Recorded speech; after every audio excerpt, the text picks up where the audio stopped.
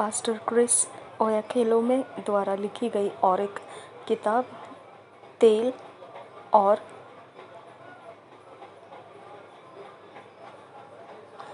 जो एलिया ने एलीशा के लिए जो चद्दर फेंकी थी उसको इंग्लिश में कहा गया है मैंटल, और हिंदी बाइबल में ऐसा लिखा है चद्दर। तो हम यह विषय मैंटल लिखा है तो हम उसको हिंदी में चद्दर कहेंगे, ओके, या फिर आच्छादन, ओके, तो हम चद्दर कहेंगे क्योंकि बाइबल में वैसे लिखा है।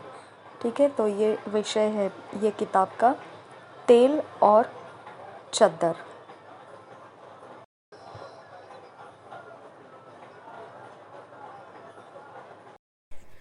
इसमें 4 चैप्टर्स है, 4 इसमें अध्याय है।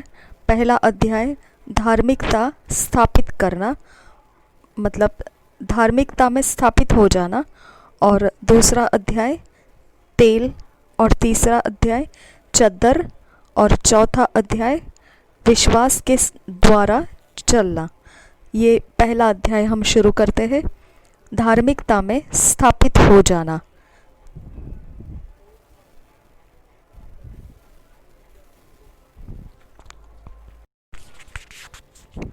धार्मिकता में स्थापित हो जाना। यहाँ शुरुआत ऐसी है कि मैं अचंभित होता था। इसमें एक वचन है ऐसा, गलतियों की पत्री पहला अध्याय 6 वचन से 9 वचन। वो वचन को पहले यहाँ लिखा गया है, हम उसको पढ़ेंगे।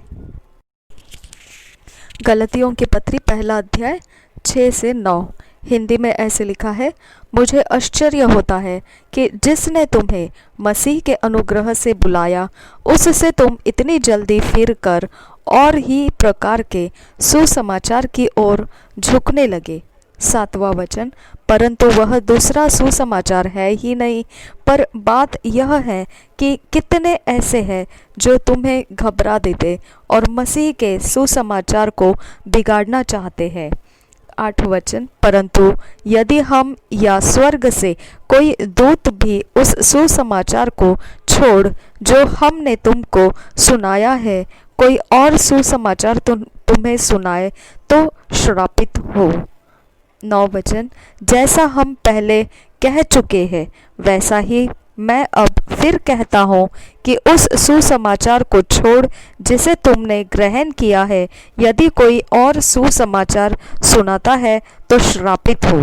अब मैं क्या मनुष्य को मानता हूँ या परमेश्वर को? क्या मैं मनुष्यों को प्रसन्न करना चाहता हूँ?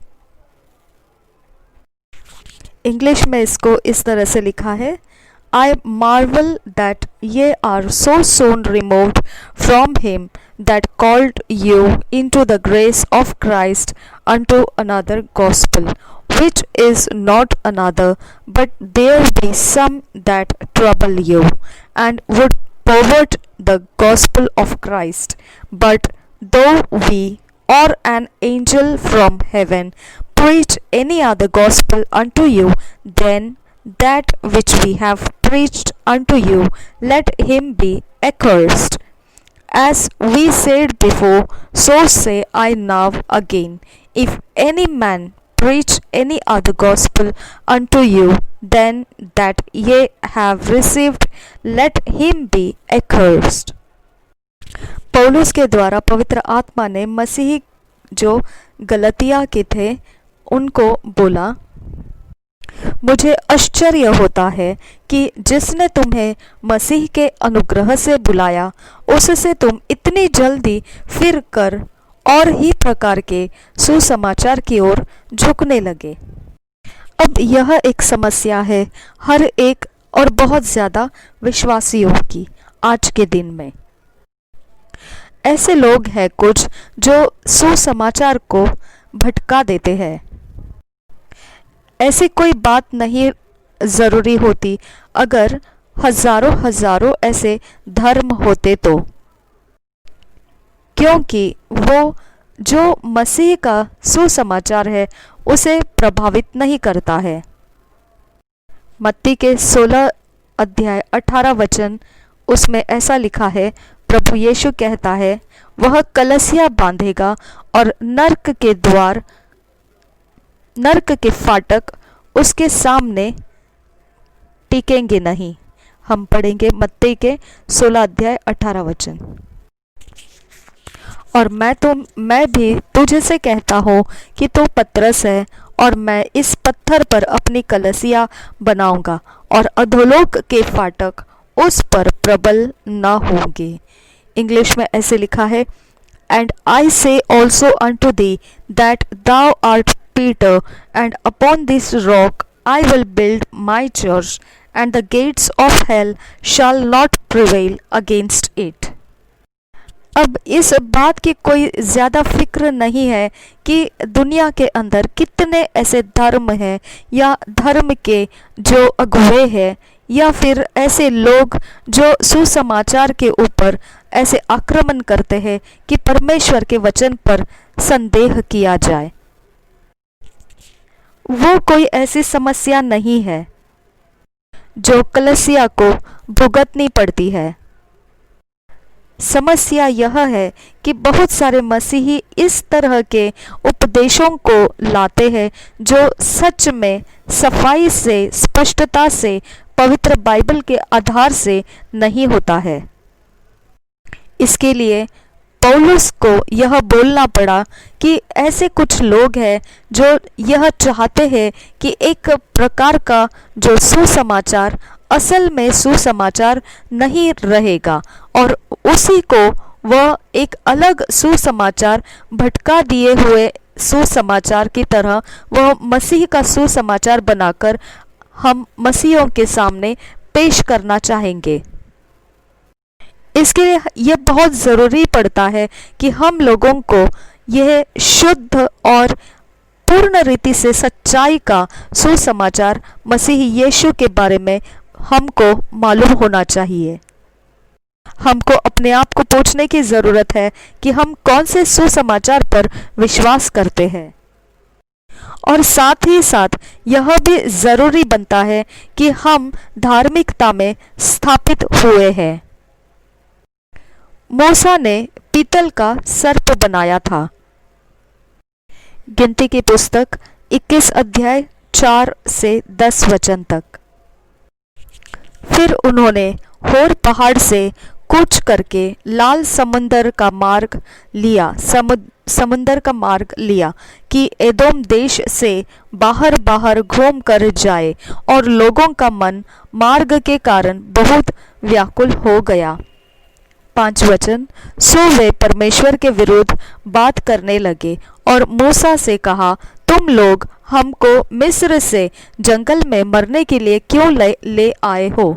यहाँ न तो रोटी है और न पानी, और हमारे प्राण इस निकम्मी रोटी से दुखित है। 6 वचन, सो यहोवा ने उन लोगों में तेज विष वाले सांप भेजे जो उनको डसने लगे, और बहुत से इस्राएली मर गए। तब लोग मूसा के पास जाकर कहने लगे, हमने पाप किया है कि हमने यहोवा के और तेरे विरुद्ध बातें की है। यहोवा से प्रार्थना कर कि वह सांपों को हमसे दूर करे। तब मूसा ने उनके लिए प्रार्थना की।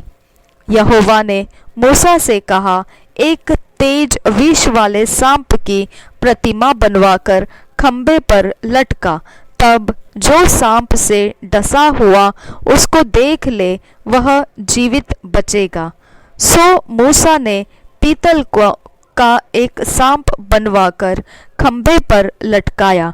तब सांप के डसे हुओं में से जिसने उस पीतल के सांप को देखा वह जीवित बच गया। फिर इस्राएलियों ने कूच करके ओबोत में डेरे डाले। हम यही वचन इंग्लिश में पढ़ेंगे। And they journeyed from mount होर by the way of the Red Sea to compass the land of Edom, and the soul of the people was much discouraged because of the way. And the people spake against God and against Moses, Wherefore have ye brought us up out of Egypt to die in the wilderness? For there is no bread, neither is there any water, and our soul loathed this light bread. And the Lord sent fiery serpents among the people, and they bit the people, and much people of Israel died. Therefore the people came to Moses and said, We have sinned, for we have spoken against the Lord and against thee. Pray unto the Lord that he take away the serpents from us. And Moses prayed for the people. And the Lord said unto Moses, Make thee a fiery serpent, and set it upon a pole, and it shall come to pass that every one that is beaten, when he looketh upon it, shall live. And Moses made a serpent of brass, and put it upon a pole. And it came to pass that if a serpent had bitten any man, when he beheld the serpent of brass, he lived. And the children of Israel set forward and pitched in Obod. जो लोग थे वह सर्प के द्वारा मर रहे थे, और यह सर्प का आना परमेश्वर की ओर से हुआ था। और उत्तर में मूसा प्रार्थना कर रहा था। तब परमेश्वर उसको बता रहा है कि परमेश्वर ने कहा कि एक विष वाले सांप की प्रतिमा बना ले जो पीतल की होगी, और उसे ऊंचा उठाना है खंबे के ऊपर। और जो कोई भी उसकी ओर देखेगा जिसको विष वाले सर्प ने डंस दिया है, तो उसकी तरफ देखने की वजह से, उस खंबे पर लटके हुए सर्प की तरफ देखने की वजह से वह जीवित रहेगा। और मूसा ने बिल्कुल वैसा ही किया जैसा परमेश्वर ने कहा। अब यहाँ पर मैं चाहता हूँ कि आपने इस बारे में ध्यानपूर्वक देखना है। ऐसा कोई पहले इतिहास में घटी हुई घटना इस तरह की नहीं थी, जब परमेश्वर ने बोला हो कि एक सर्प बनाया जाए जो पीतल का हो। और फिर ऐसी ही सर्प बनाने वाली ज़रूरत पड़ने वाली घटना और एक बार उसके बाद भी कभी नहीं हुई है, जो परमेश्वर इस्राएल के लिए ऐसा करने के लिए कहा हो। उनकी जो व्यवस्था दी गई थी उसके अंदर भी परमेश्वर ने ऐसी कोई व्यवस्था नहीं दी थी कि जब कभी तुमको सर्प ने डस दिया तो इस तरह से आप पीतल के सर्प को बनाना है और उसको ऊपर खंबे पर लटकाना और उसको देखना। तो इस समय मूसा ने केवल इस समय के इस घटना के विषय में परमेश्वर ने बताया हुआ उस तरह का तरीका अपनाया जिसकी वजह से जो मरी है वो खत्म हो जाए, और जो मरी लोगों के पाप करने की वजह से आई थी, जो परमेश्वर के विरुद्ध पाप किया था।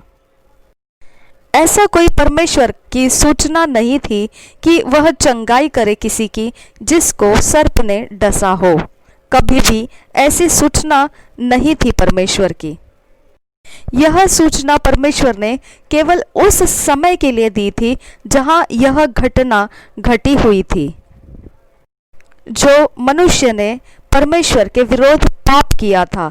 इस्राएलियों ने परमेश्वर के विरोध पाप किया था। अब मैं आपको ध्यानपूर्वक यीशु मसीह के विषय में देखने के लिए कहता हूँ, जो यूहन्ना के सुसमाचार में लिखा हुआ है। यूहन्ना का सुसमाचार 3 अध्याय 14 वचन से 15 वचन। और जिस रीति से मूसा ने जंगल में सांप को ऊंचे पर चढ़ाया, उसी रीति से अवश्य है कि मनुष्य का पुत्र भी ऊंचे पर चढ़ाया जाए, ताकि जो कोई विश्वास करे उसमें अनंत जीवन पाए। इंग्लिश में ऐसे लिखा है, and as Moses lifted up the serpent in the wilderness, even so must the son of man be lifted up, that whosoever believeth in him should not perish but have eternal life। अब इसकी तुलना में अगर देखेंगे, हमने गिनती की पुस्तक में जो पढ़ा है, वहाँ सभी लोग जिनको सर्प ने डंस दिया था, वो लोगों ने उस सर्प की तरफ देखा जो पीतल का बनाया हुआ था और खंबे पर लटकाया हुआ था, और वह जी गए। अब यहाँ पर प्रभु यीशु मसीह जो कह रहा है, जैसे मूसा ने खंबे पर सर्प को लटकाया था जंगल में, उस तरह से मनुष्य का पुत्र लटकाया जाएगा। तो इसका मतलब ऊंचा उठाया जाएगा ऐसा नहीं, इसका मतलब है कि उसे टांगा जाएगा। अब यहाँ पर प्रभु यीशु मसीह ने उस सर्प जो पीतल से बनाया हुआ था मूसा के समय में, उसी बात को लेकर ये बात क्यों बोलना चाहिए था? पवित्र बाइबल में पीतल का अर्थ होता है न्याय, और सर्प का मतलब चिन्ह है जो पाप का चिन्ह। दूसरा कुरिन्थियों 5 अध्याय 21 वचन हम पढ़ेंगे, जो पाप से अज्ञात था उसी को उसने हमारे लिए पाप ठहराया कि हम उसमें होकर परमेश्वर की धार्मिकता बन जाए। इंग्लिश में ऐसा लिखा है, for he hath made him to be sin for us who knew no sin, that we might be made the righteousness of God in him। यह वचन ऐसा बताता है कि प्रभु यीशु मसीह हमारे कारण पाप बना। जब प्रभु यीशु मसीह उस क्रूस के ऊपर था, तब वह पाप बन गया। प्रभु यीशु मसीह पाप बन गया, पापी नहीं। पवित्र बाइबल बताता है प्रभु यीशु मसीह हमारे कारण पाप बन गया, पापी नहीं बन गया, वह पाप बन गया। सर्प जो है यह पाप का निशानी है, और पीतल जो है वह न्याय का चिन्ह है, न्याय को दर्शाता है। तो यहाँ इसका मतलब बनता है पाप को न्याय किया गया, और अब जो कोई भी उसकी ओर देखेगा जिसको पाप बनाया गया था और उसका न्याय किया गया है, तो वह जीवित रहेगा। प्रभु यीशु ऐसा बताता है, जो कुछ भी इस्राएल के समय जो हुआ है जंगल में, वह प्रभु यीशु मसीह के कारण हुआ है। वह उस समय एक संदेश था जो यह बता रहा था कि आने वाले समय में प्रभु यीशु के साथ यह तरह से होने वाला है। अब यह सारी घटना के बाद अब ये बात बोलना कि यह इस तरह से किसी को अगर सर्प काटता है, डसता है, तो उसने इस तरह से सर्प को ऊंचा उठाना है, यह उसका अर्थ नहीं बनता है। वह उस घटना के साथ कोई मेल नहीं रखता है कि हमेशा ही लोगों ने इस तरह से करना है। वह उस घटना को लेकर आगे लोगों ने उसकी व्यवस्था समझकर पालन नहीं किया।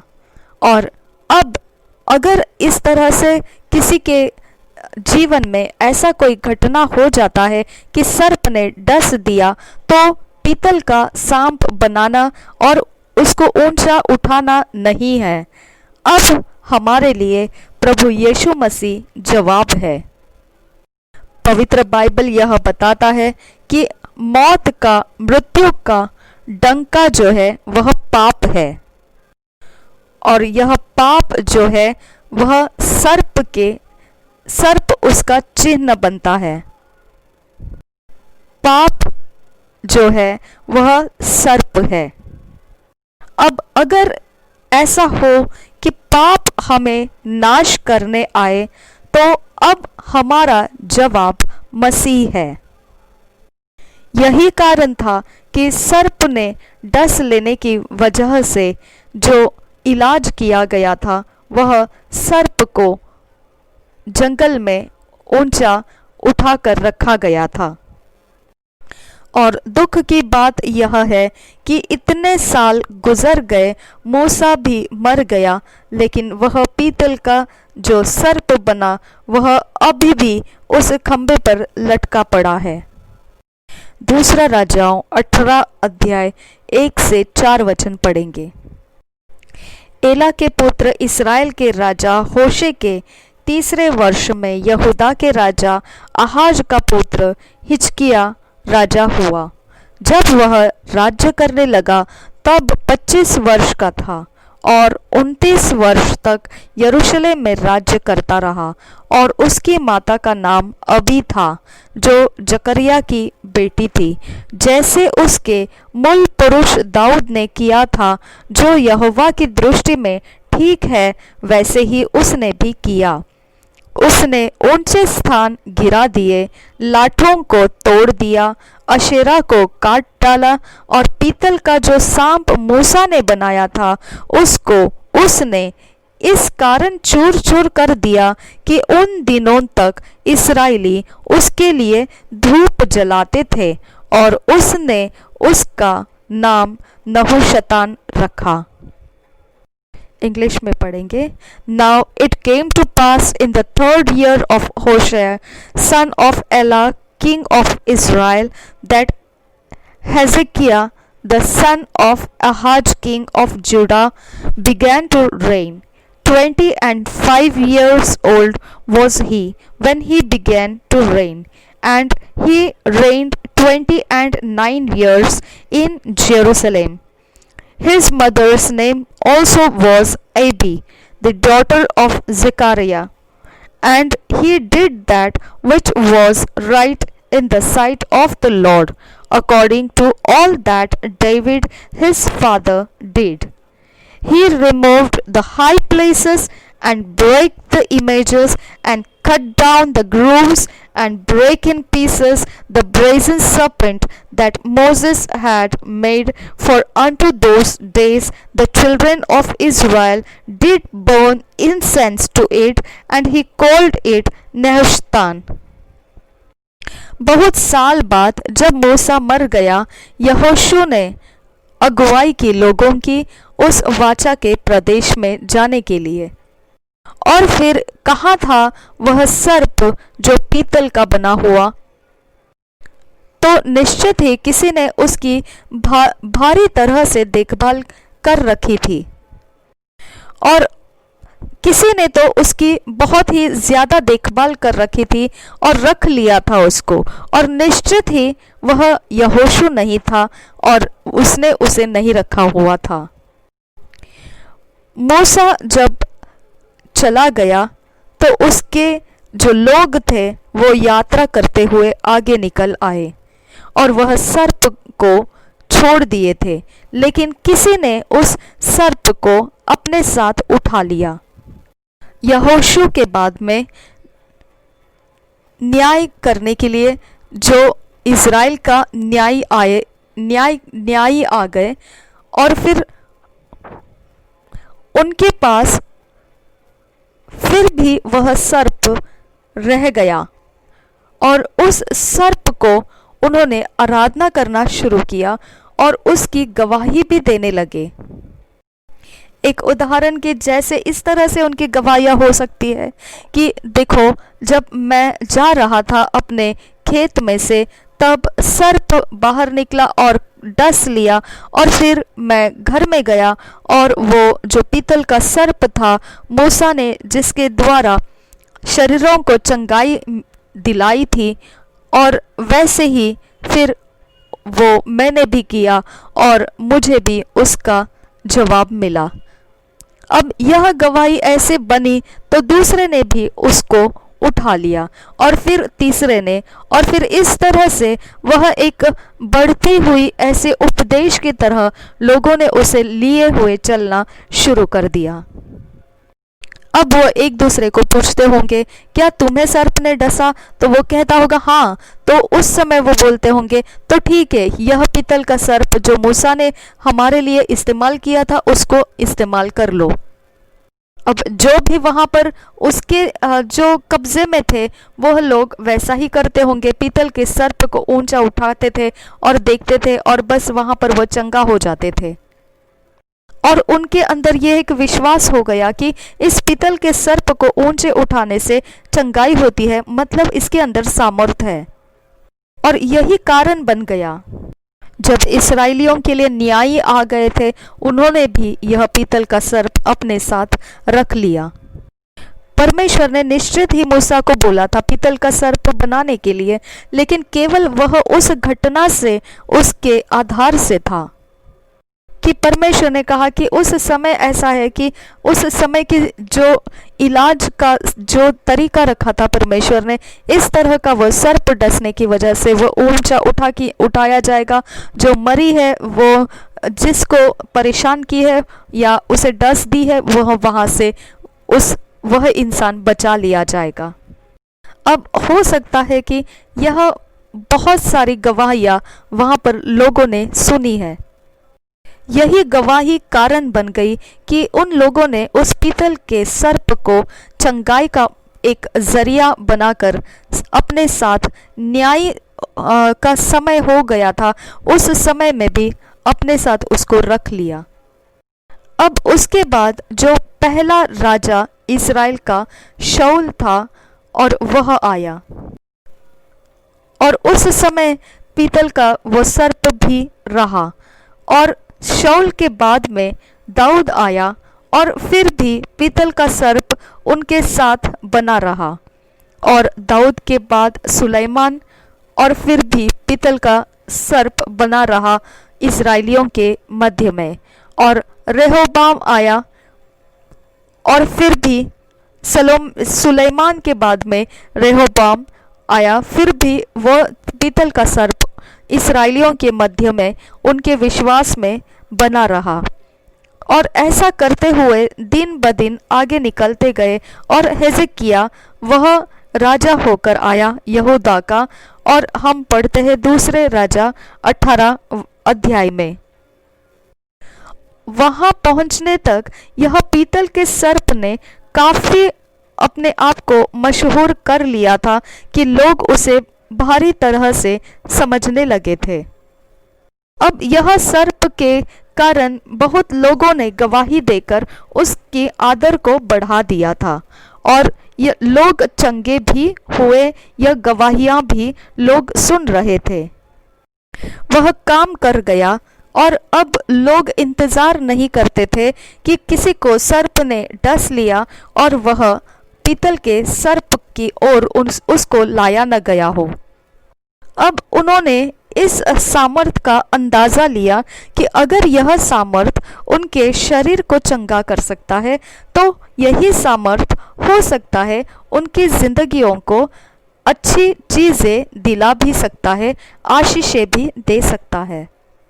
उन्होंने ऐसा सोचा कि इसके द्वारा, अब यह पीतल के सर्प के द्वारा अब वो कुछ भी प्राप्त कर सकते हैं। तो अब यह सोच आ गई कि अगर यह पीतल का सर्प जो है परमेश्वर के चंगाई की सामर्थ्य रखता है, तो हो सकता है उन्नति का भी सामर्थ्य रखता होगा।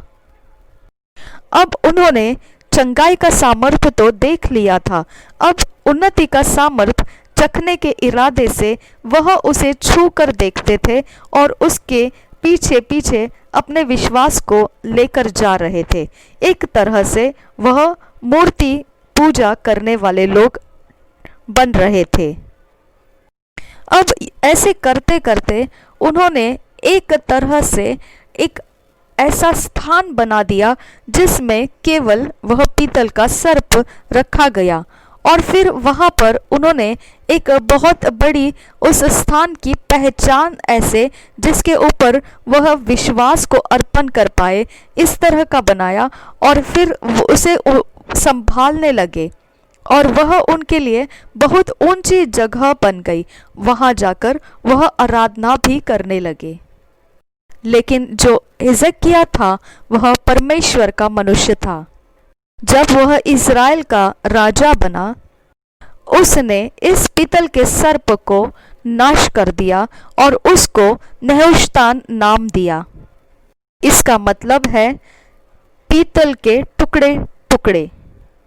वह इस्राएलियों को बताना चाहता था कि यह सर्प जो है वह केवल एक प्रकार की मूरत है और एक टुकड़ा है जो पीतल का, और कुछ नहीं।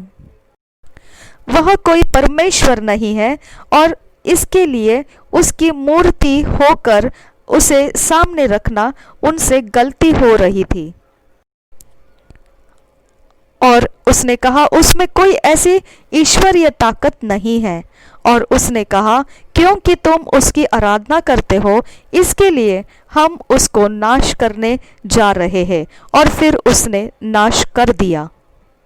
अब हो सकता है कुछ लोगों ने विवाद कर दिया होता कि हिजकिय्याह ने इतनी हिम्मत कैसे की कि जिसकी श्रद्धा रखते हैं इस्राएली और परमेश्वर के जो घर है उसके अंदर रखा हुआ यह एक पीतल का सर्प है जो मूसा जो परमेश्वर का जन था उसके द्वारा प्राप्त किया गया। और यह जो पीतल का सर्प है जो चंगा करता है, जिसकी ओर लोग देखते हैं और चंगे हो जाते हैं, और वो टुकड़े टुकड़े कर दिया हिजकिय्याह ने, तो इसके विषय में नाराज भी हो चुके होंगे। लेकिन परमेश्वर ने हिजकिय्याह को क्या बोला? हम पढ़ेंगे दूसरा राजा 18 अध्याय 5 से 7 वचन। वह इस्राएल के परमेश्वर यहोवा पर भरोसा रखता था और उसके बाद यहूदा के सब राजाओं में कोई उसके बराबर न हुआ और न उससे पहले भी ऐसा कोई हुआ था। और वह यहोवा से लिपटा रहा और उसके पीछे चलना न छोड़ा, और जो आज्ञाएं यहोवा ने मूसा को दी थी उसका वह पालन करता रहा। इसलिए यहोवा उसके संग रहा और जहाँ कहीं वह जाता था वह उसका काम सफल होता था। और उसने अश्शूर के राजा से बलवा करके उसकी अधीनता छोड़ दी।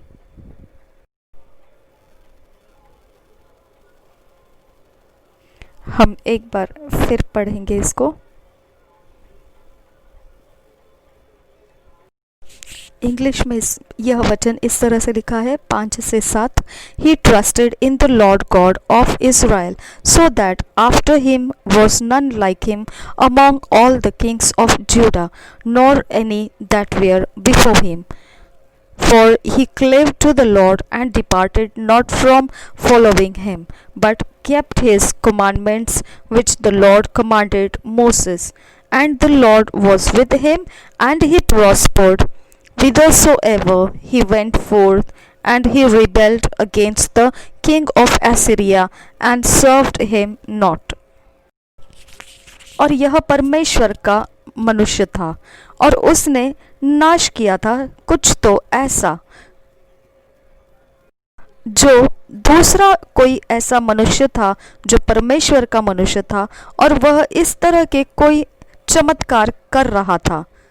अब ऐसा क्यों किया इसने? उसने नाश इसीलिए किया, यह जान गया वो कि जो लोग हैं इस मनुष्य के पीछे गलत विश्वास की तरफ भटकते हुए जा रहे हैं। परमेश्वर यह कदापि नहीं चाहता है कि उसके लोग जो है इस तरह के पीतल के सर्प के इर्द गिर्द अपने जीवन को बनाए, जबकि चमत्कार करने का वह खुद एकमात्र परमेश्वर था उनके लिए उस जंगल के यात्राओं में। और यही होता है जब मनुष्य अपनी आंखों को कोई भी ऐसे जो शारीरिक चीज़ जो होती है जिसे हम छू सकते हैं, देख सकते हैं, और उसी के अंदर वह परमेश्वर का पावर सामर्थ को देखता है और फिर उसकी आंखें उसी के ऊपर लग जाती है, तो वह परमेश्वर के ऊपर से जो सामर्थ है उसके ऊपर देखना छोड़ देता है। और फिर यही होता है बहुत सारे मसीहियों का। परमेश्वर कोई ऐसी चीज़ें इस्तेमाल करता है जब उसे चमत्कार करना होता है तब, लेकिन लोग उस चीज के पीछे चले जाते हैं। यह नहीं देखते हैं कि जो चमत्कार करने वाला परमेश्वर है, सामर्थ उस परमेश्वर के पास है, चीजों के अंदर नहीं। और अगर परमेश्वर के पास सामर्थ है तो बिना चीज या चीज कोई फर्क नहीं पड़ता है, सामर्थ तो चमत्कार करके रहेगा। अब हो सकता है कि परमेश्वर ऐसे कोई सूचनाएं दे सकता है कि रुमाल को इस्तेमाल करें जो बीमार है उनको चंगाई होने के लिए, या फिर अभिषेक के लिए जो बीमार के लिए तेल को इस्तेमाल करे, या फिर हो सकता है कुछ अलग प्रकार का जो अभिषेक का प्रकट होना होता है एक समय, तो उस समय के लिए कुछ वह कह सकता है। लेकिन इसका मतलब उसको हमने उपदेश नहीं बना देना है, उसको हमने उपदेश बनाकर उसके पीछे नहीं चलना है। इसके बावजूद वह चाहता है कि हम विश्वास के द्वारा जीवित रहे। चिन्ह का ढूंढना। एक घटना हुआ था जब मसीह यीशु सेवकाई कर रहा था इस्राएल में, तब वह कुछ लोगों को खाना खिला दिया और वह कारण से लोग उसके पीछे चलने लगे। और फिर इस भीड़ ने प्रभु यीशु मसीह को चिन्ह को दिखाने के लिए कहा, क्या वो परमेश्वर से है या नहीं, इसको परखने के लिए। उन्होंने प्रभु यीशु मसीह से कहा कि ऐसी क्या है तेरे पास बात जो चिन्ह होकर साबित करे कि जो हम देख रहे हैं उस पर हम विश्वास करें या नहीं, जो परमेश्वर से है या नहीं, क्या उसमें धार्मिकता के काम स्थापित होते हैं या नहीं, ऐसे कोई चिन्ह दे। वह कहते हैं कि हमारा जो पिता है उसने, यह हम वचन के अंदर से पढ़ेंगे, यूहन्ना 6 अध्याय 30 से लेके 34 वचन में यही बात को लिखा हुआ है। हम उस वचन में से पढ़ेंगे। तब उन्होंने उससे कहा, फिर तो कौन सा चिन्ह दिखाता है कि हम उसे देखकर तेरी प्रतीति करें? तो कौन सा काम दिखाता है? हमारे बाप दादों ने जंगल में मन्ना खाया, जैसा लिखा है कि उसने उन्हें खाने के लिए स्वर्ग से रोटी दी। यीशु ने उससे कहा, मैं तुमसे सच सच कहता हूँ कि मूसा ने तुम्हें वह रोटी स्वर्ग से न दी, परंतु मेरा पिता तुम्हें सच्ची रोटी स्वर्ग से देता है, क्योंकि परमेश्वर की रोटी वही है जो स्वर्ग से उतरकर जगत को जीवन देती है। तब उन्होंने उससे कहा, हे प्रभु, यह रोटी हमें सर्वदा दिया कर। इंग्लिश में ऐसा लिखा है, They said therefore unto him, What sign shewest thou then, that we may see and believe thee? What doest thou work? Our fathers did eat manna in the desert, as it is written, He gave them bread from heaven to eat. Then Jesus said unto them, Verily, verily, I say unto you, Moses gave you not that bread from heaven, but my Father giveth you the true bread from heaven. For the bread of God is he which cometh down from heaven and giveth life unto the world. Then said they unto him, Lord, evermore give us this bread. प्रभु यीशु मसीह उनको जवाब में बोला कि मूसा नहीं था जो इस तरह की रोटी खिला दिया था, बल्कि वह पिता था, और अभी पिता ने सच्ची रोटी दी है जो स्वर्ग में से है। वह स्वर्ग में से आई है और वह जगत को जीवन देती है। तो वो लोगों ने आश्चर्य किया और कहने लगे, आहा आहा, तो इस तरह से कहता है तू? तो हो जाए कि यही रोटी हमको मिल जाए और हमें यह रोटी दे। अब यह किस रोटी की बात कर रहे थे ये लोग? मन्ना के विषय में। आप जानते हैं कि वह लोग प्रभु यीशु मसीह जो गहरी बात कह रहा था उसके पीछे वह नहीं सुन रहे थे।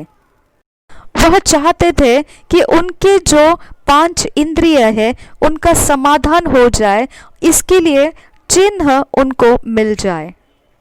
वो कुछ ऐसा खाए कि जिससे चिन्ह मिल जाए। वह बिल्कुल सच्चाई का पीछा नहीं कर रहे थे, उसकी इच्छा भी नहीं रख रहे थे। वह केवल इतना ही चाहते थे, जो उनकी चाहत है वही केवल तसल्ली प्राप्त करे, तृप्त हो जाए। यूहन्ना का 6 अध्याय 35 से लेकर 35 और 35, 36 और 41 यह वचन पढ़ेंगे। यीशु ने उनसे कहा, जीवन की रोटी मैं हूँ, जो मेरे पास आएगा वह कभी भूखा न होगा, और जो मुझ पर विश्वास करेगा वह कभी प्यासा न होगा। परंतु मैंने तुमसे कहा कि तुमने मुझे देख भी लिया है तो भी विश्वास नहीं करते। अब 41 वचन पढ़ेंगे।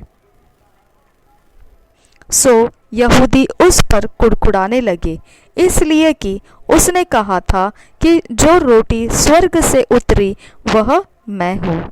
इंग्लिश में पढ़ेंगे 35, 35, 36 और 41।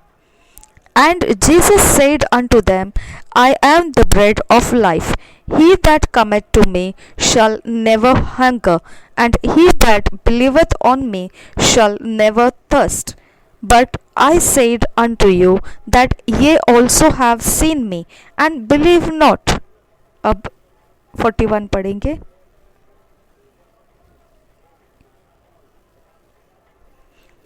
The Jews then murmured at him, because he said, I am the bread which came down from the heaven. असल में यहूदियों को उसका यह कहना भला नहीं लगा था कि वह अपने आप को इस तरह से बता रहा है, और वह उसको जिस तरह से जानते थे, वह यीशु जो यूसुफ का बेटा, उसका पिता और माता वो लोग जानते थे। तो कैसे हो सकता है कि यह स्वर्ग से उतरा हुआ है, ऐसे कह रहा है। यूहन्ना का 6 अध्याय 51 और 52 हम पढ़ेंगे। 51, 52 वचन। जीवन की रोटी जो स्वर्ग से उतरी मैं हूँ। यदि कोई इस रोटी में से खाए तो सर्वदा जीवित रहेगा, और जो रोटी मैं जगत के जीवन के लिए दूंगा वह मेरा मांस है। इस पर यहूदी यह कहकर आपस में झगड़ने लगे कि यह मनुष्य क्यों कर हमें अपना मांस खाने को दे सकता है। इंग्लिश में पढ़ेंगे। I am the living bread which came down from heaven. If any man eat of this bread, he shall live forever. And the bread that I will give is my flesh, which I will give for the life of the world. 52 वचन। The Jews therefore strove among themselves, saying, How can this man give us his flesh to eat? अब लोग यहाँ पर प्रभु यीशु मसीह के ऊपर गुस्सा हो चुके थे, क्योंकि वह उनको मन्ना खाने के लिए नहीं दे रहा था। उनको चाहिए था चिन्ह, परंतु वह बोला कि उसका मांस खाने को देगा वो। अब जो मन्ना उनके पूर्वजों ने, बाप दादाओं ने खाया था उस जंगल के रास्ते में, वह सच्चे जो जीवन की रोटी है उसका नमूना था वो, और वह एक उसका छाया था जो परमेश्वर ने आने वाले समय के विषय में उस समय दर्शाया था। और जो सच्ची रोटी है वह प्रभु यीशु मसीह है। तो अब मानना की कोई ज़रूरत नहीं है, उनको अब मानना को देखने की ज़रूरत नहीं है, क्योंकि जो सच्ची जीवित रोटी है वह उनके साथ अभी मौजूद है। प्रभु यीशु मसीह हमारे साथ भी आज उसके वचन के द्वारा और उसके आत्मा के द्वारा मौजूद है। लेकिन फिर परमेश्वर के बच्चों को ऐसा कहा जाता है कि अभी इसके अलावा भी हमारे पास कुछ और चीज़ें मौजूद है जो मसीही को दर्शाते हैं, जो जादुई की तरह अपने कोई भी समस्याओं को सुलझा पाएंगे, बिल्कुल आंखों के झपकी लगे इस तरह से। और फिर इस तरह से वो उन चीज़ों का पीछा करने जाते हैं जो कोई चिन्ह दिखाए, जैसे कोई प्रकार का अभिषेक का तेल या फिर कोई चद्दर। यह बिल्कुल भी सही नहीं है। ऐसी चीज़ों का उपयोग केवल तब ही किया होना चाहिए जब खास तौर पर परमेश्वर ऐसा कुछ करने के लिए कहता हो तब। जो इस्राएल थे, इस्राएल के जो संतान थे, उन्होंने मन्ना को खाया उस जंगल के रास्ते में काफी सालों तक, लेकिन जैसे ही वाचा के प्रदेश में प्रवेश कर लिए तब मन्ना बंद हो गया। यहोशुआ का 5 अध्याय 12 वचन बताता है। और जिस दिन वे उस देश की उपज में से खाने लगे, उसी दिन बिहान को मन्ना बंद हो गया और इस्राएलियों को आगे फिर कभी मन्ना न मिला, परंतु उस वर्ष उन्होंने कनान देश की उपज में से खाई। इंग्लिश में ऐसे लिखा है, and the Manna ceased on the morrow after they had eaten of the old corn of the land, neither had the children of Israel manna anymore, but they did eat of the fruit of the land of Canaan that year. अब वाचा के प्रदेश में होने के बाद में उनको मानना की कोई जरूरत नहीं रही थी। हमको भी मानना की जरूरत नहीं है अगर हम वाचा के प्रदेश में पहुंच गए हैं। यहाँ पर हम सच्चे जो खाना होता है वही खाएंगे। मूसा ने इस समय के पहले वाले समय में उनको कहा था कि जो परमेश्वर की व्यवस्था है उसके ऊपर मनन किया करे, वह उनके लिए जीवन है। परंतु आज अगर हम देखेंगे तो हम वाचा के प्रदेश में हो चुके हैं। इब्रानी का 12 अध्याय 22 वचन पढ़ेंगे। पर तुम सियोन के पहाड़ के पास और जीवते परमेश्वर के नगर स्वर्गीय यरूशलेम के पास,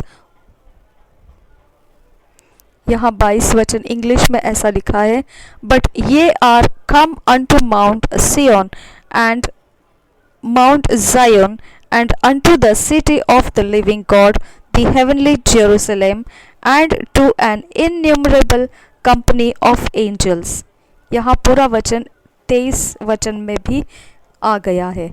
हम पढ़ेंगे, पर तुम सियोन के पहाड़ के पास और जीवते परमेश्वर के नगर स्वर्गीय यरूशलेम के पास और लाखों स्वर्गदूतों और उन पहलोठों की साधारण सभा और कलसिया जिनके नाम स्वर्ग में लिखे हुए हैं और सबके न्यायी परमेश्वर के पास और सिद्ध किए हुए धर्मियों की आत्माओं और नई वाचा के मध्यस्थ यीशु और छिड़काव के उस लहू के पास आए हो जो हाबिल के लहू से उत्तम बातें कहता है। इब्रानी का 12 अध्याय 22 वचन। हम जो दिनों में रह रहे हैं इसमें हम आनंद उठाते हैं जो परमेश्वर ने प्रभु यीशु मसीह के द्वारा किया है। उसका काम पूरा हो चुका है और वह राज्य कर रहा है हमारे द्वारा। अब हमको चिन्ह देखने की जरूरत नहीं है जब हम वाचा के प्रदेश में पहुंच चुके हैं। हमारे पास सच्चाई है। प्रभु यीशु मसीह ने कहा वह मार्ग है, सत्य है और जीवन है। यूहन्ना के 14 अध्याय 6 वचन में लिखा है। जो सुसमाचार की सच्चाई है, मैं यह समझता हूँ परमेश्वर चाहता है आपको कुछ समझाने के लिए, और मैं चाहता हूँ, मैं सोचता हूँ ये बहुत ज़रूरी है कि इसे आप समझ ले। गलतियों के 3 अध्याय 1 से 3 वचन पढ़ेंगे। हे निर्बुद्धि गलतियों, किसने तुम्हें मोह लिया? तुम्हारी तो मानो आंखों के सामने यीशु मसीह क्रूस पर दिखाया गया। मैं तुमसे केवल यह जानना चाहता हूँ कि तुमने आत्मा को क्या व्यवस्था के कामों से या विश्वास के समाचार से पाया? क्या तुम ऐसे निर्बुद्धि हो कि आत्मा की रीति पर आरंभ करके अब शरीर की रीति पर अंत करोगे? इंग्लिश में ऐसा लिखा है, O foolish Galatians, who hath bewitched you that ye should not obey the truth, before whose eyes Jesus Christ hath been evidently set forth crucified among you? This only would I learn of you. Received ye the Spirit by the work of the law, or by the hearing of the faith? Are ye so foolish, having begun in the Spirit, and are ye now made perfect by the flesh? यहाँ शारीरिक जो है वो 5 इंद्रियों के विषय में है। हम क्या महसूस करते हैं, क्या देखते हैं, क्या सुनते हैं, हम स्वाद में क्या पहचानते हैं, और हम गंध में क्या समझते हैं।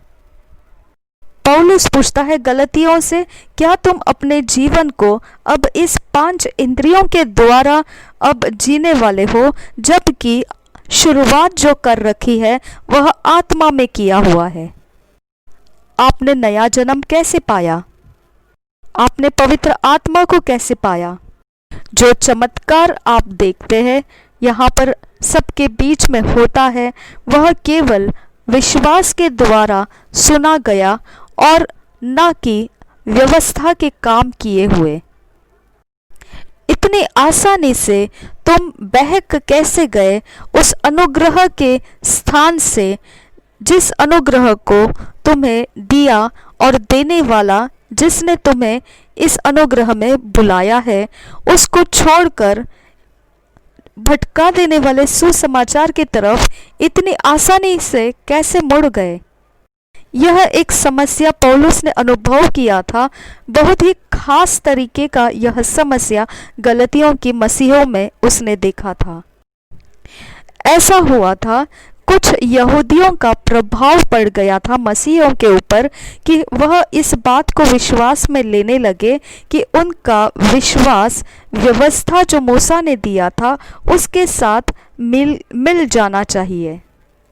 और यह मिलावट जो है, इसके अंदर से और एक बात उनको बताई गई थी कि जिस तरह से यहूदी खतना किए गए थे और जिस तरह से यहूदियों के पर्व और उनकी जो दिन मनाए जाते हैं, उस तरह से उनको मसीहों को भी मनाना चाहिए।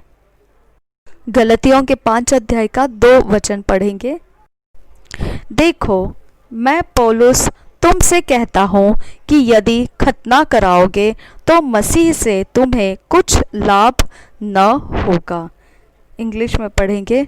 Behold, I Paul say unto you that if ye be circumcised, Christ shall profit you nothing.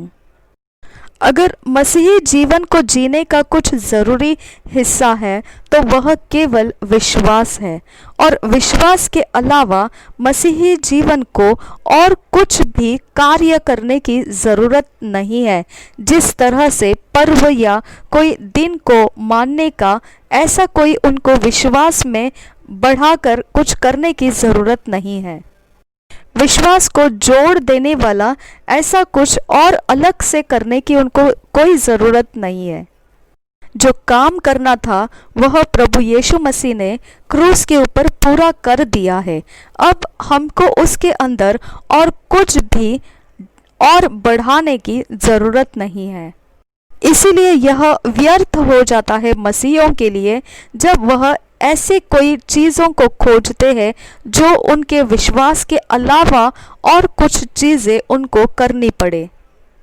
जब आपको धार्मिकता में स्थापित हो जाना है, तब आपको आपके 5 इंद्रियों के द्वारा क्या हो रहा है इसके आधार लेने की ज़रूरत नहीं है। जब आप विश्वास में बढ़ रहे होते हैं, तब आपको 5 इंद्रियों की सहायता नहीं चाहिए। जो क्या देखते हैं, क्या महसूस करते हैं, क्या स्पर्श ज्ञान है, किस तरह से स्वाद है और किस तरह से उसका श्वास है। यह सब कुछ के आधार से आपका विश्वास का उन्नति करने का ज़रूरत नहीं है। यह सब कुछ एक प्रकार से कोई काम की बातें नहीं है, बिल्कुल व्यर्थ है। और अगर इसके विषय में एक ऐसी भाग जो दर्शा रहा है कि आप अविश्वास दिखाते हैं एक साधारण परमेश्वर के वचन के अंदर। पौलुस ने इस समस्या को गलतियों के मध्य में देखा और यही कारण हुआ उसके लिए यह पत्र को लिखकर उनको इस समस्या के विषय में बताना पड़ा उसको, और इस विषय में चर्चा करनी पड़ी उसको।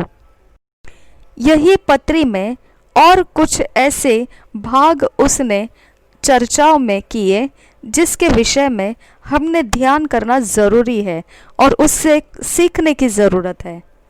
गलतियों का पत्री 2 अध्याय 9 से लेकर 12 वचन पढ़ेंगे। और जब उन्होंने उस अनुग्रह को जो मुझे मिला था जान लिया, तो याकूब और कैफा और यूहन्ना ने, जो कलसिया को के खंबे समझे जाते थे, मुझको और बरनबास को दहिना हाथ देकर संग कर लिया कि हम अन्य जातियों के पास जाए और वे खतना किए हुओं के पास। केवल यह कहा कि हम कंगालों की सुधि ले, और इसी काम के करने का मैं आप भी यत्न कर रहा था। पर जब कैफा अंताकिया में आया तो मैंने उसके मुंह पर उसका सामना किया, क्योंकि वह दोषी ठहरा था। इसलिए कि याकूब की ओर से कितने लोगों के आने से पहले वह अन्य जातियों के साथ खाया करता था, परंतु जब वे आए तो खतना किए हुए लोगों के डर के मारे उनसे हट गया और किनारा करने लगा। इंग्लिश में पढ़ेंगे। And when James, Cephas and John, who seemed to be pillars, perceived the grace that was given unto me, they gave to me and Barnabas the right hands of fellowship, that we should go unto the heathen, and they unto the circumcision. Only they would that we should remember the poor, the same which I also was forward to do. But when Peter was come to Antioch, I withstood him to the face, because he was to be blamed. For before that certain came from James, he did eat with the Gentiles. But when they were come, he withdrew and separated himself, fearing them which were of the circumcision. अब यहाँ इस व्यवस्था में ऐसे दिखाई देता है, जो कलसिया में थी उस आधार पर यह दिखाई देता है कि कुछ भाग पड़ गए थे। और यहाँ पर पौलुस जो बोल रहा है उसके अनुसार जो खतना किए गए और जो खंबे थे कलसिया के, याकूब और जो मुख्य था, ऐसे कुछ भाग पड़ गए थे कलसिया के। अब ये लोग जो रहते थे वहाँ पर, उन्होंने ज़रूरत माना था खतना करना, उनके विश्वास में ये ज़रूरी था। अगर उद्धार को पाना है तो यह ज़रूरी है, ऐसा उनका विश्वास था, और यही बात वह अन्य जातियों के ऊपर थोप रहे थे। उन्होंने काफ़ी विवाद किया था जब उनको सहमत करने का समय आ गया था, जब पौल और बरनबास को भेजा जाना था प्रचार करने के लिए सुसमाचार का अन्य जातियों के पास जो बिना खतना के थे। ये प्रेरितों के 15 अध्याय में हम पढ़ सकते हैं। जब उनको अन्य जाति के पास जो खतना रहित है सुसमाचार भेजने का काम उन तक पहुंचा दिया गया था और उनको जाना था, इतना होने के बावजूद भी ये लोग उसके विरोध खड़े थे क्योंकि वह यह बात को बोल रहे थे कि ये जो अन्य जाति है और जो खतना किए हुए जाति है, इनमें फर्क बना रहेगा। यह एक उनका जो स्वभाव हो गया था, वह उनके कार्य में दिखाई दे रहा था।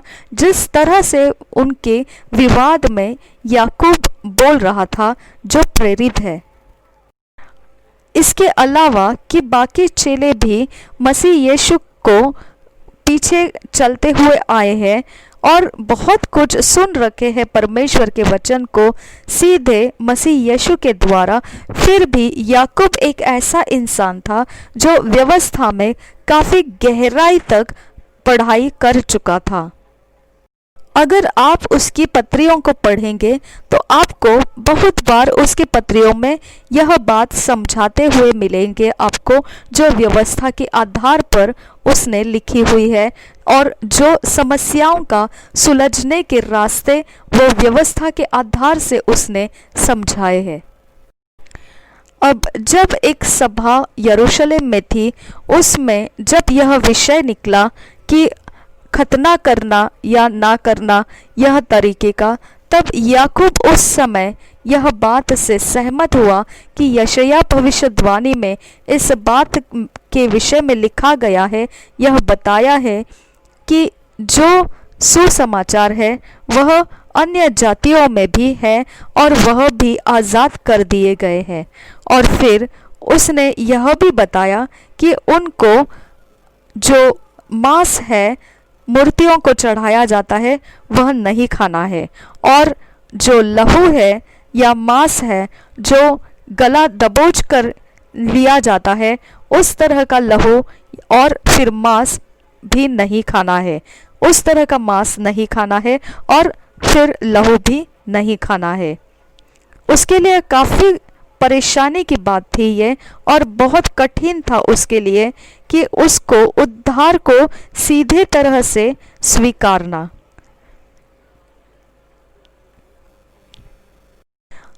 उसके लिए कठिन होने के बावजूद भी उसे जैसा उद्धार को स्वीकारना चाहिए उसी तरह से उसने स्वीकारना अब उसको आज्ञा मानने के बराबर हो गया था, क्योंकि वैसा वचन रहा है। वो वचन के विरोध नहीं जा सकता है, परंतु उसके मन के अंदर वह यही समझ रहा था कि उस तरह का जो मूर्तियों को दिया हुआ होता है उसको हमने खाना नहीं है। इसके लिए पतरस घबराता था। सच में देखा जाए तो पतरस अंतियोकिया में कभी हो चुका था, जाकर आ चुका था, और हमेशा ही वहाँ अन्य जातियों के साथ वह खाता था और ऐसा कुछ सोचता नहीं था कि उनमें कोई गलती है। और फिर वह कुरनेलियुस के घर भी तो गया था, और पवित्र आत्मा कुरनेलियुस के घर के ऊपर, घराने के ऊपर उतर कर आया। पवित्र आत्मा ने कुरनेलियुस को और उसके घराने को भर दिया। इसके लिए पतरस मानता है कि कोई ऐसी परेशानी की बात नहीं है। तब तक वह इस तरह से बातचीत करता रहा कि ऐसी कोई बात हमको नहीं रखना है अन्य जाति और यहूदी मसीहियों के बीच में, क्योंकि यह सब कुछ आज़ादी की बातें हैं। लेकिन फिर भी इसके विरोध में यरूशलेम में ऐसे लोग रहा करते थे जो याकूब से डरते थे और सोचते थे कहीं वह इस जो मेल मिलावट है जो यहूदी और अन्य जातियों के मसीही होने के बारे में, वह याकूब के मन को ठेस न लग जाए। इसके लिए वह एक प्रकार से अलगाव में रहा करते थे। जो याकूब को पसंद है उसी तरह से वह रहते थे, और या तो फिर वह पतरस और याकूब से अलग होकर रहते थे। अब पौलुस जब इस बात को देखता है तब वह अलग तरीके से देखता है और इस विषय में वह झिड़कारता है। जब यह बात यरूशलेम के जो सभा में चर्चा करने के लिए उठाई गई थी कि मूर्तियों को चढ़ाया हुआ अन्न खाया जाए या नहीं, तब पौलुस ने अपनी इच्छा से उसको सहमति दी कि हमने उसे नहीं खाना है। लेकिन फिर बाद में उसने ऐसा कहा कि ज़रूरी नहीं है कि जो अन्न चढ़ाया जाता है वह मूर्तियों को चढ़ाया गया है या नहीं चढ़ाया गया है, क्योंकि मूर्तियों में तो कोई ताकत ही नहीं है। इसके विषय में पहले कुरिन्थियों 8 अध्याय 4 से 6 में पढ़ सकते हैं। याकूब और उसके साथ संगति में और कुछ लोग ऐसे थे जो खतना हो चुके थे।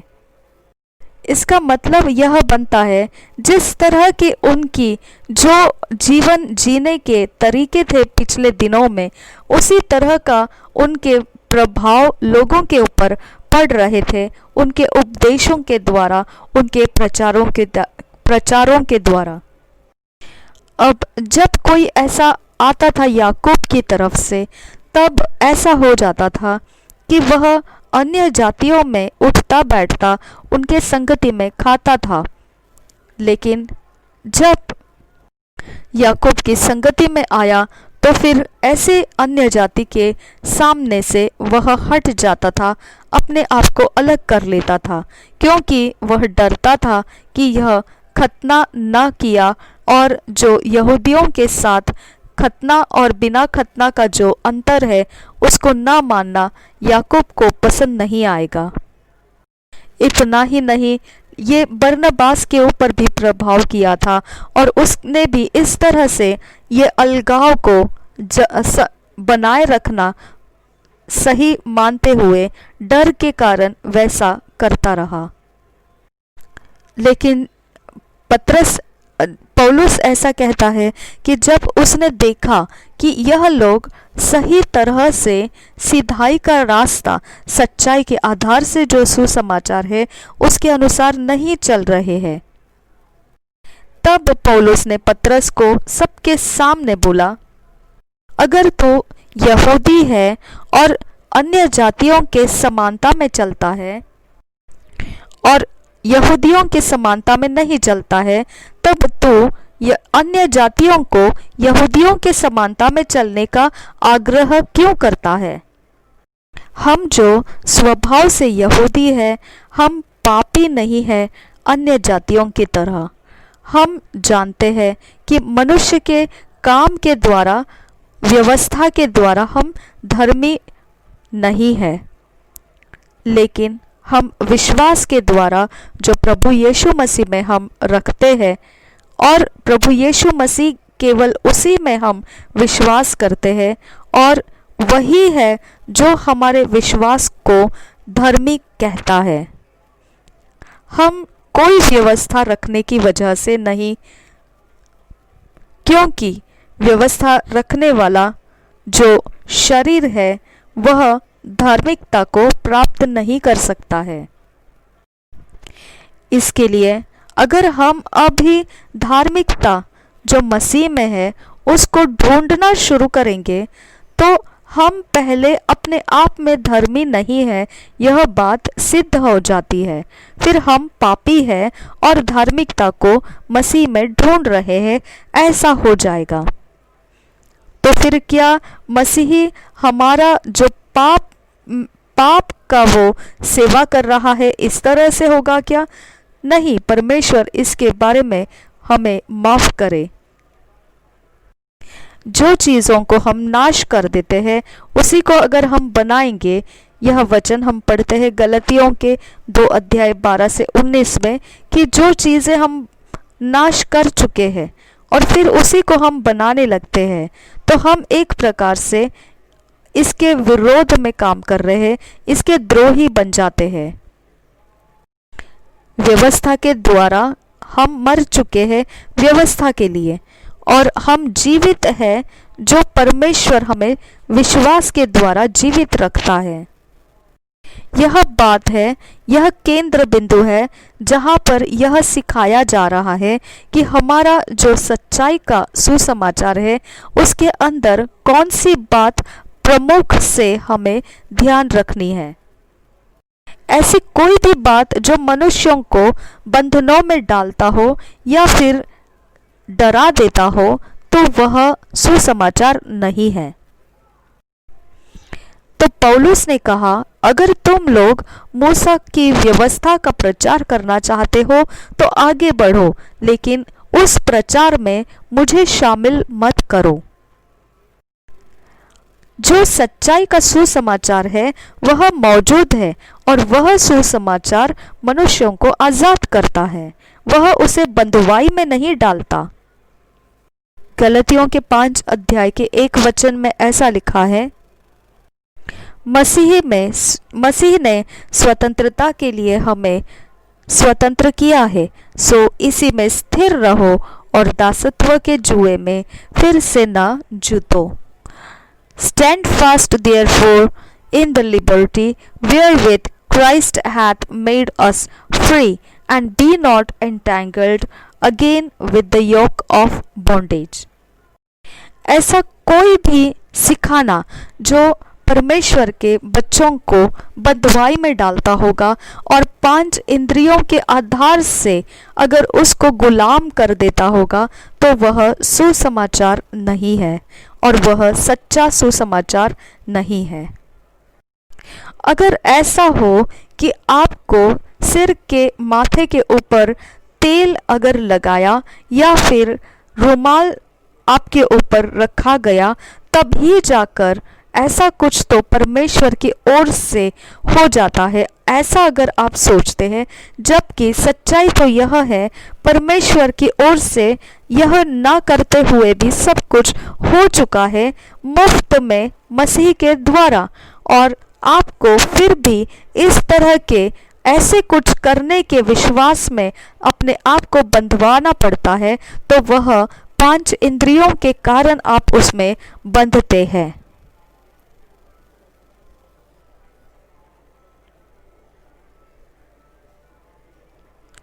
आप जब नया जन्म पाए, वह पवित्र आत्मा को पाए, तब आपने इस तरह का कोई बोतल का कोई तेल लेकर या चद्दर लेकर ऐसा नहीं पाए। तो फिर आपको जीवित रहने के लिए इन चीज़ों की क्या ज़रूरत है? अपने आप को किसी और सुसमाचार के पीछे जाने मत दीजिए। जो प्रभु यीशु मसीह ने हमारे लिए पूरा किया है उतना ही काफ़ी है।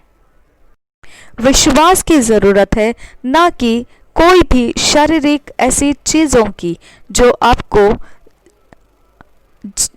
आपको जीवंत जीने के लिए चाहिए। हम विश्वास से जीते हैं, हम विश्वास में चलते हैं।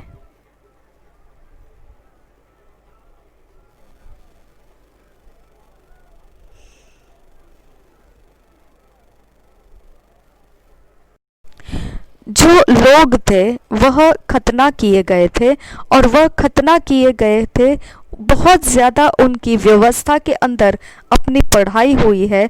वह व्यवस्था मनुष्यों को गुलामी में उनके 5 इंद्रियों में से पकड़ लेती है। पौलुस कहता है, जो प्रचार तुमको मैं करता हूँ उसके विषय में प्रकाशन है। और यूहन्ना ऐसा लिखता है, पहले यूहन्ना 1 अध्याय और 1 वचन,